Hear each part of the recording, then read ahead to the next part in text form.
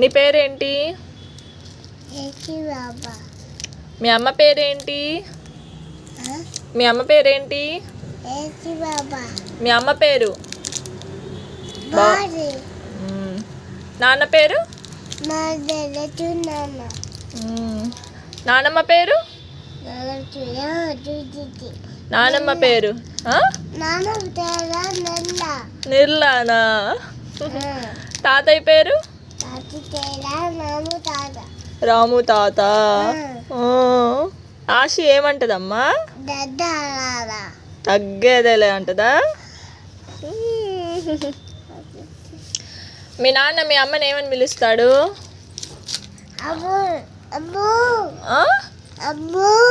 అమ్ము.